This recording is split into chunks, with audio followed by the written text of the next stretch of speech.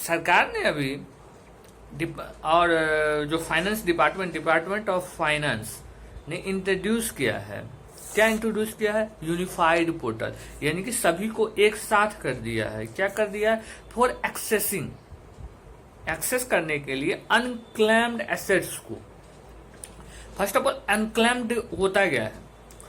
Unclaimed ये होता है जब कोई भी फैमिली जिसके बैंक में अकाउंट है बट वो 10 साल से कोई भी ट्रांजैक्शन नहीं करता है, तो 10 साल के बाद क्या होता है? ये पैसा सब आरबीआई के एजुकेशन फंड में ट्रांसफर हो जाता है, तो इसे ही अनक्लेम्ड डिपॉजिट कहते हैं।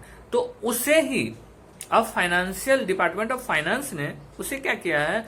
एक सभी को एक समूह बनाया। कहा कि ऐसा तो नहीं होता है ना, ये अनक्लेम्ड डिपॉजिट सब कुछ में होता है। क्या कि फाइनेंशियल सेक्टर में अगर आरबीआई के पास केवल बैंकिंग सेक्टर है, उसके बाद इंश्योरेंस होता है, उसके बाद म्यूचुअल फंड होता है, उसके बाद डिविडेंड होता है। डिविडेंड मतलब कोई भी कंपनी का आप शेयर खरीदे उसका प्रॉफिट, ठीक है, ये होता है।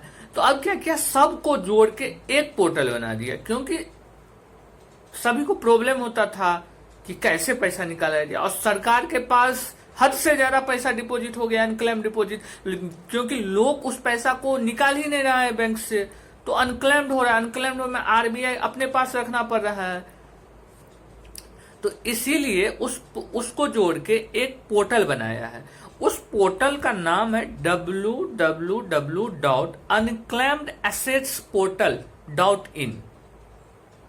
आप उस पोर्टल पे जाके, चाहे आप बैंक का डिपॉजिट हो, इंश्योरेंस का डिपॉजिट हो, और उसके बाद म्यूचुअल फंड का हो, उसके बाद डिविडेंड का हो, कोई भी अनक्लेम डिपॉजिट हो, आप उसे अब उसमें अपना अधिकार जमा सकते हो, बोल सकते हो। क्योंकि सरकार ने ये फर्स्ट लॉन्च कब हुआ था? फर्स्ट लॉन्च 2025 में हुआ था। तो सरकार ने इसको थीम दिया था कि आपका पूंजी आपका अधिकार।